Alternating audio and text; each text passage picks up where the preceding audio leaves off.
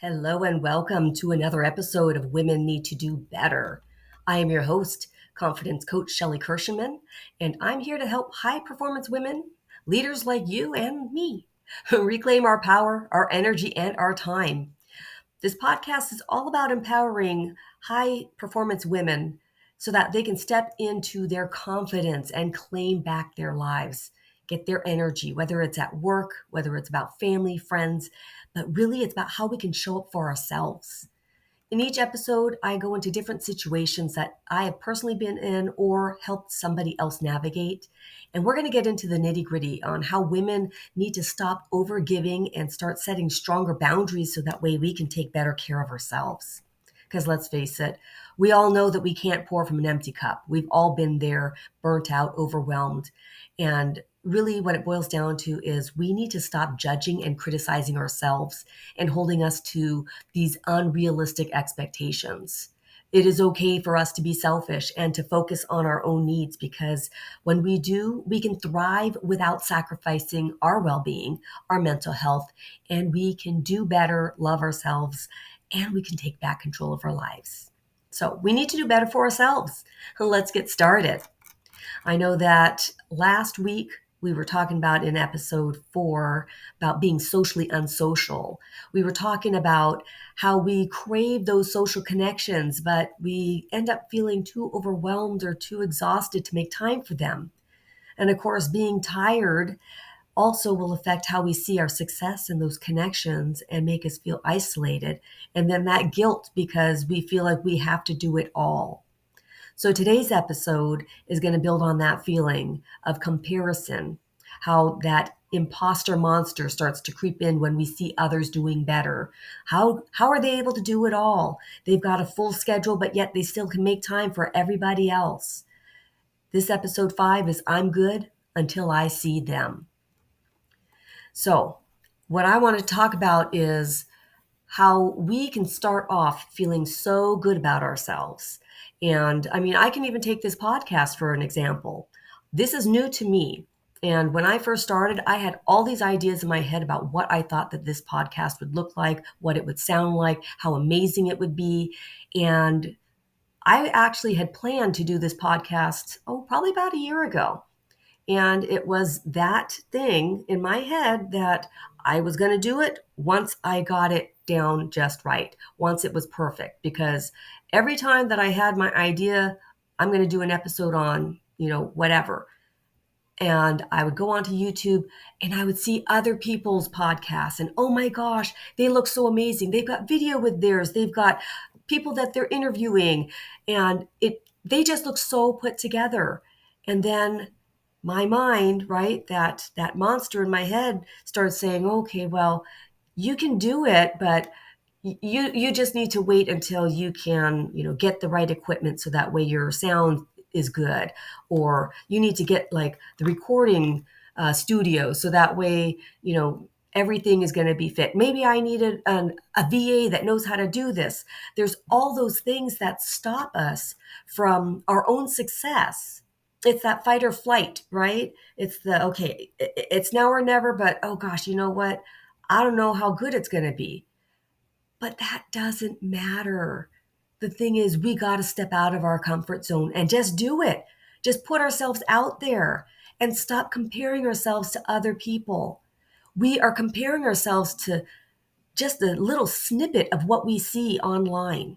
Because if you think about it, what we see posted on social media, on YouTube, on Instagram, TikTok, Facebook, whatever it is, LinkedIn, it's not the full picture. And a lot of it's been edited, and you have no idea the number of hours, the struggles, the failures, how long they've been doing this. It is not the full story. You're only seeing the highlights of it. Social media is so distorted, and you got to think about the other part of it too is that whatever you have of your own experiences, you're projecting that onto whoever it is that you're looking at. So when you see somebody posting all these reels of them at the beach and how successful they are, and they only have to work an hour a day, 3 days a week, and they've got all this money rolling in, you don't know if that's even true. There are so many stories that have uncovered, the FDA is now saying that, they're going after people that are having all these false claims for success online. And reality is, you don't know what's behind the scenes, and that has nothing to do with just online. It's in magazines. I remember when I was younger, my mom's boyfriend used to love to pick up a issue of the Inquirer. And I would laugh because I'm thinking, oh my gosh, you can't possibly believe all this stuff, but it is entertainment, and it's never the full story. Think about somebody that you actually know, and you know I've seen this time and time again. I have friends that, have been having maybe relationship problems, but yet all their posts online makes it look like they've got just this wonderful relationship. They're so in love. And, every relationship has its problems, but it's interesting to see how they portray themselves online versus what's going on behind the scenes. And sometimes we need to do that. They do that because they are trying to believe in that story that they see online. We all do it too. I do that sometimes, not online, but to myself, because you have to build yourself up. Sometimes I'll wake up and I just feel like I can conquer the world. I feel like, oh, I'm in my groove today. I know my shit, right? And then something will happen where I'll have a conversation with my husband and it'll bring some feelings up from something in the past. And then I start doubting myself and I'm thinking, am I really cut out for this? Who am I to coach anybody? I don't even have all my crap together with my own relationship. And it's that fast. You can take yourself out of your power, out of your confidence in a conversation about breakfast. Literally anything can take you down if you let it, if you let your thoughts get to you. And that's the thing. It's funny though, how those thoughts in our heads, and they lead to the overthinking and overanalyzing things, and they create problems that weren't even there. But the amazing part about that is that overthinking that you created in your head, you can also make them go away. Maybe start dissecting, where are these thoughts really coming from? Are they even true? Because sometimes our brains lie to us. It's that whole part of trying to keep us safe, trying to keep us in the comfort zone, right? And success isn't a one size fits all thing, anyways. So whatever someone else is doing may not work for you, may not even be your jam. So we need to start thinking about how to reframe ourselves and stop doing those comparisons. Let's compare ourselves to ourselves. Instead of looking at them as competition, look at what are they doing and does that fit for you? Is that something that maybe you can take and duplicate, right? Like they say, don't reinvent the wheel. So if they're doing something that's working for them and it feels good to you, figure out how can you implement that for yourself. And it could be something as simple as things that I've taken from people that I've seen on social media, people that I respect and that I like to follow. One example is, oh gosh, now I can't even think of his name. He wrote the manifesto. I think it's Brandon. Oh, see, I can't even think of his name right now. See, and that's the thing. It's fine. But he has his way of starting off his day. He calls it his daily meds prescription. Meds, MEDS. So it's meditation, exercise, diet, and sleep. And then the RX part is his good relationships. And that's kind of his mantra every day. And although I don't follow it to a T and I don't follow it consistently, I do follow some of those things. Like the meditation, I find really helps me get my mind set straight and start my day well. And then trying to drink water every morning, because water is always a struggle for me because I like coffee. So sometimes when I don't hit it, I kind of tease saying, well, I got my water for the day because it was filtered through the coffee beans. And I know that's not really not really a thing. And then trying to get enough sleep. That is so important for all of us, to get enough sleep, and feeding your body the right things. But feeding your body also means feeding your mind, feeding your mind the positive things about yourself. Talk to yourself well. Talk to yourself the way that you would to your children or your best friend or your spouse. You know, that's the thing that we forget, that how we talk to ourselves is really going to affect how we feel and what we believe about ourselves. We all have to start from ground zero. So even when you're looking at that six-figure coach, why compare yourself to them? You don't know what they've been through. You don't know how long they've been doing it. We have to just look at their successes and see what's working for them. And can we learn anything from them? Not compare ourselves to them, but just look at their story and see if there's anything that they can shine a light for yourself on your own life that you can take and make your life better. But remember, your life is your life. It's your story. And you have your own unique gifts that you bring to the table that nobody else has. And that's the beauty of it. And that's what makes you successful. It's not copycatting someone else's story, because you are not a copycat. You are not a clone. You are you. And I'm me. And that's the beauty of it, because we all have our own perspectives and our own experiences in life that help us connect with the people that we need to connect with. Our experiences, and I found that things I've gone through have helped me connect with other people that I didn't even realize I was going to be meeting. Sometimes when you have something bad happen to you, do you ever wonder, why me? Instead of saying, thank you, God. Thank you for this learning experience. I don't know why I need to go through this, but I know that it's for a better good. I know that this is going to help me in my future somehow. And I kid you not, everything that I have gone through has helped me connect with somebody else. It's been a story that has been that bridge so that I can help somebody else understand something that they're going through as well. So reframing how we go through life and the things that we're going through right now that is shaping our future is going to be pivotal. It's going to be such a change in what your future will look like if you can get into that mindset of looking ahead as this is building the foundation for a better future. And what can I learn from this? So, different ways that we can build our confidence when it wavers is, number one, acknowledging the doubt that we have. So, we don't want to ignore it. We don't want to pretend like it doesn't exist, because it does. And it's okay. But we don't want to dwell on it. So, just acknowledge it when it creeps in. Maybe give it a name. Say, oh, there's that thought again. That's the old Shelley. That's the Shelley that used to not be as good as I am now. And the quicker we can do that, the quicker we can get over it so it can stop derailing you. Another thing that we can do to bring our confidence back up, do a journal. Write it. Have a gratitude journal and acknowledge the things that you've been successful for already. Because you have right now, you're 100% success. You have gone through all of those hard times and you're still here. So write down 3 things that you've accomplished that make you proud. And it doesn't matter how small. I mean, it could even be like, gosh, you know what? I could still jump rope at my age.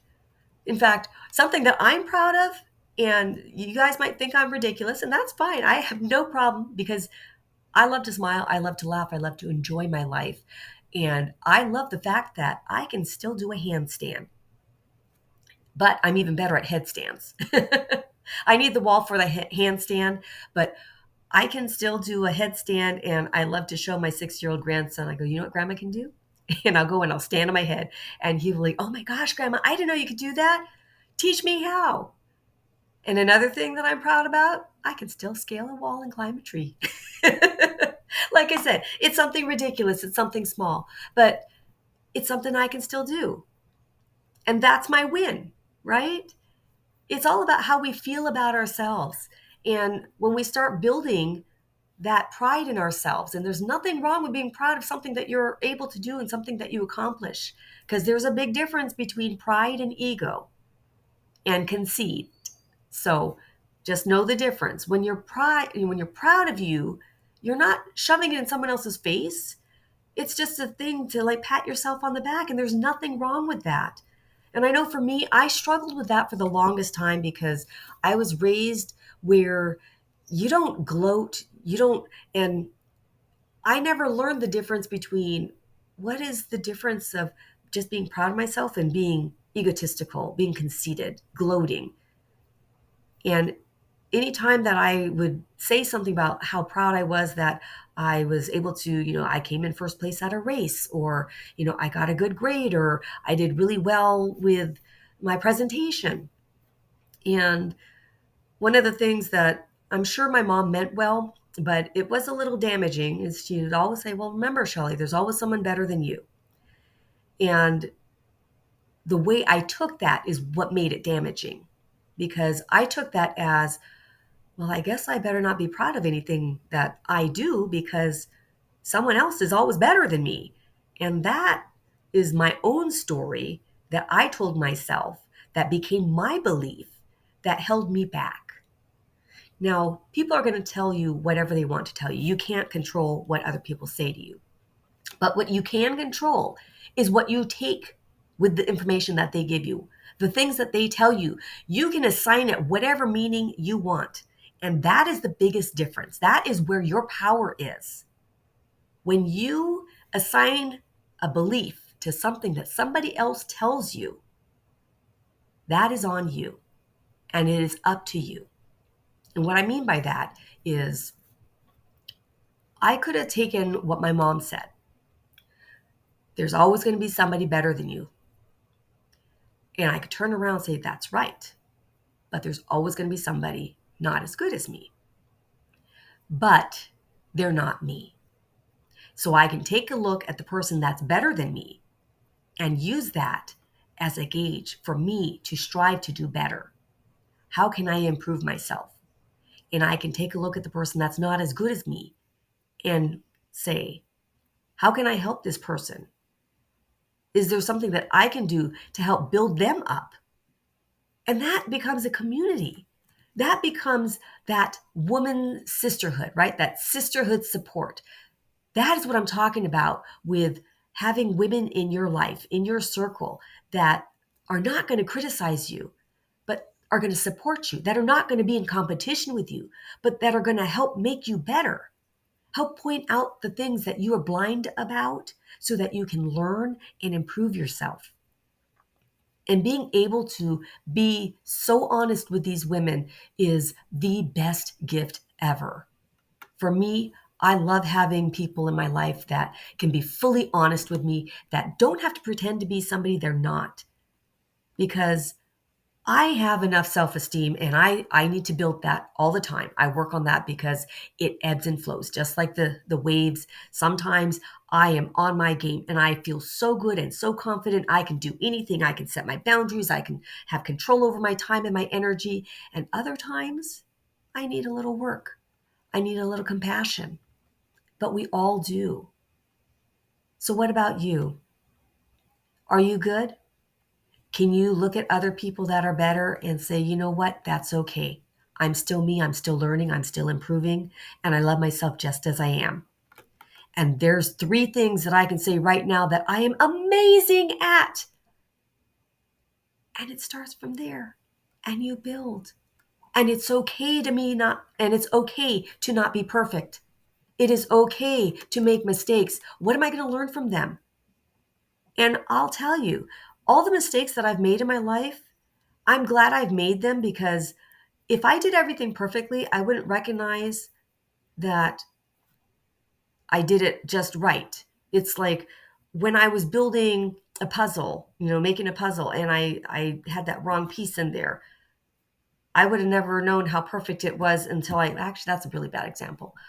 I guess a better example would be when actually building furniture.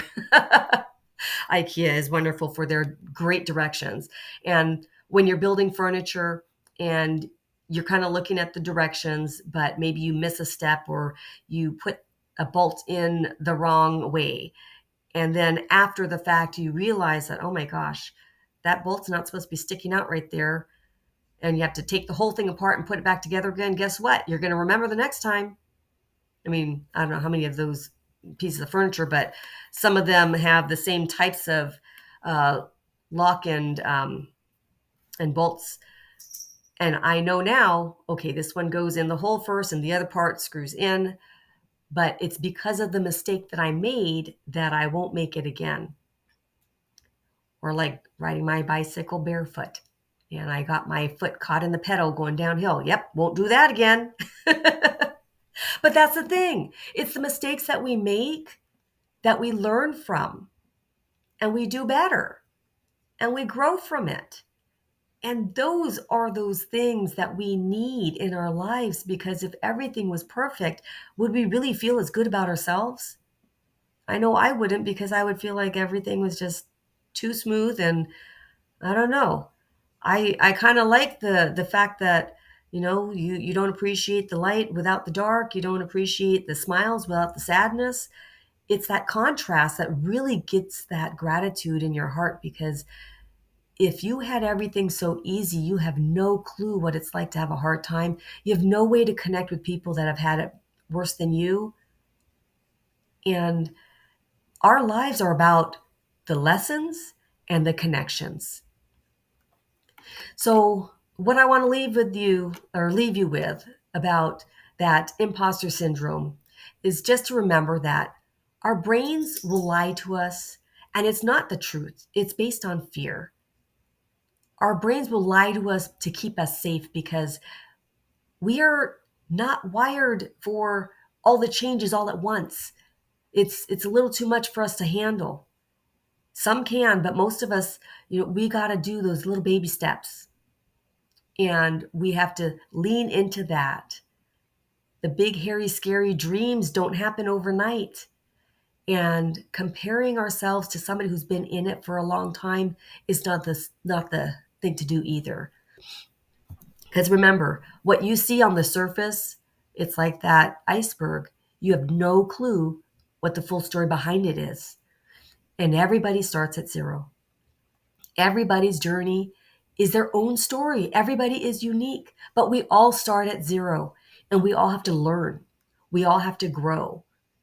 So bring your own unique gifts. Be proud of who you are and focus on nurturing you and your gifts. Next week, we're going to be talking about the people pleasing that we do. I know I've done it for a long time. I still feel it creep in sometimes, but I try not to. It's the not so sorry, right? Because we tend to apologize for everything, even when it's not our fault, just to kind of keep peace or to please people. Those tendencies that we have because we want to be able to do everything for everybody.